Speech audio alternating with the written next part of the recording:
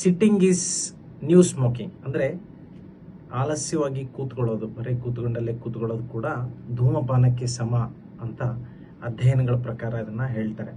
So specially ಇದು ಯಾರಿಗೆ ಅನ್ವಯಿಸುತ್ತೆ ಅಂತಂದರೆ, ಯಾರು ಡೆಸ್ಕ್ ಜಾಬ್ ಲೈಕ್ ಒಂದು IT ಪ್ರೊಫೆಷ್ನಲ್ ಆಗಿರ್ಬೋದು, ಅಥವಾ ಇನ್ನೊಂದು ಬ್ಯಾಂಕಲ್ಲಿ ಕೆಲಸ ಮಾಡ್ತಾ ಇರೋದು, ಈ ಜಾಬ್ ಇರ್ತಕ್ಕಂಥ ಡೆಸ್ಕ್ ಜಾಬ್ ಇರ್ತಕ್ಕಂಥವ್ರು ಇದು ಹೆಚ್ಚು ಇವರಿಗೆ ರಿಸ್ಕ್ ಫ್ಯಾಕ್ಟರ್. ಸೊ ಸುಮ್ಮನೆ ಕೇವಲವಾಗಿ ನಮಗೆ ಅನ್ನಿಸ್ತಾರೆ ಬೆಳಗ್ಗೆಯಿಂದ ಸಾಯಂಕಾಲವರೆಗೂ ನಾವು ಕೆಲಸ ಮಾಡಿ ಬಂದಿದ್ದೀನಿ, ಸುಸ್ತಾಗಿದ್ದೀನಿ, ಬಹಳ ಕೆಲಸ ಮಾಡಿದ್ದೀನಿ ಅನಿಸುತ್ತೆ.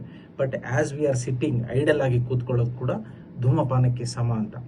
ಸೊ ಕನಿಷ್ಠ ಒಂದು 8 ತಾಸಿಗಿಂತ ಒಂದೇ ಕಡೆ ಕೂತ್ಕೊಳ್ಳೋದನ್ನು ನಾವು ಹೆಚ್ಚು ಅವಾಯ್ಡ್ ಮಾಡಬೇಕು. ಲೈಕ್ ಉದಾಹರಣೆಗೆ ಒಂದು ಅರ್ಧ ಗಂಟೆ ಆದಮೇಲೆ ಎಲ್ಲೋ ಎದ್ದು ಹೋಗಿ ಬರೋದು, ಬಾತ್ರೂಮ್ಗೆ ಹೋಗಿ ಬರೋದು, ಸ್ವಲ್ಪ ನಡೆದಾಡೋದು, ಫೋನಲ್ಲಿ ಮಾತಾಡೋ ಟೈಮ್ನಾಗ ಚೇರ್ ಮೇಲೆ ಕೂತ್ಕೊಂಡು ಅಥವಾ ಸೋಫಾ ಮೇಲೆ ಕೂತ್ಕೊಳ್ಳದೆ ಅಡ್ಡಾಡ್ಕೋತಾ ಮಾತಾಡೋದು, ಎಲ್ಲೋ ಒಂದು ಕಡೆ ಹೋಗಿರ್ತೀರಿ ಲಿಫ್ಟನ್ನು ಅವಾಯ್ಡ್ ಮಾಡಿ ನೀವು ಸ್ಟೆಪ್ಸನ್ನು ಹತ್ತು ಹೋಗೋದು ಆಗಲಿ, ಕೆಲವೊಂದು ಕಡೆ ಎಲ್ಲೋ ನೀವು ಒಂದು ಹೋಟೆಲ್ಗೆ ಹೋಗಿರ್ಬೋದು, ಒಂದು ಶಾಪಿಂಗ್ ಮಾಲ್ಗೆ ಹೋಗಿರ್ಬೋದು, ಗಾಡಿಯನ್ನು ಒಂದು 200-300 ಮೀಟರ್ ಕೂಡ ನೀವು ದೂರನ ಪಾರ್ಕ್ ಮಾಡಿ ಹೋದಾಗ ಏನಾಗುತ್ತೆ, ನೀವು ಹೆಚ್ಚು ಚಟುವಟಿಕೆಯಿಂದ ಇರ್ತೀರಿ. ನಾನು ಮೊದಲು ಕೂಡ ನನ್ನ ಇದರಲ್ಲಿ ಹೇಳಿದ್ದೆ, ನಾನು ಕೇವಲ ನೀವು ಬೆಳಗ್ಗೆ ಒಂದು 30 ನಿಮಿಷ ವಾಕ್ ಮಾಡೋದಾಗಲಿ, ಆಮೇಲೆ ಒಂದು ವಾಕಿಂಗ್ ಮಾಡೋದಾಗಲಿ, ಬೆಳಗ್ಗೆ ಆಡುವಂಥ ಪ್ರತಿನಿತ್ಯ ಹೋಲ್ ಡೇ ನೀವು ಎಷ್ಟು ಹೆಚ್ಚು ದೈನಂದಿನ ದಿನಗಳಲ್ಲಿ ನೀವು ಹೆಚ್ಚು ಚಟುವಟಿಕೆಯಿಂದ ಇರ್ತೀರಿ ಕೂಡ ಅಷ್ಟೇ ಬಹಳ ಮುಖ್ಯ ಆಗುತ್ತೆ. ಯಾಕಂದರೆ ನೀವು ಕನಿಷ್ಠ 8 ತಾಸಿಗಿಂತ ಹೆಚ್ಚು ಒಂದೇ ಕಡೆ ಕೂತ್ಕೊಂಡಲ್ಲಿ ನಿಮ್ಮ ಮಧುಮೇಹ ಅಂದರೆ ಟೈಪ್ 2 ಡಯಾಬಿಟಿಸ್ ಮೆಲಿಟಸ್ ಅಂತ ಹೇಳ್ತೀವಿ, ಇದ್ರ ಚಾನ್ಸಸ್ ಇನ್ಕ್ರೀಸಸ್ ಬೈ 50%.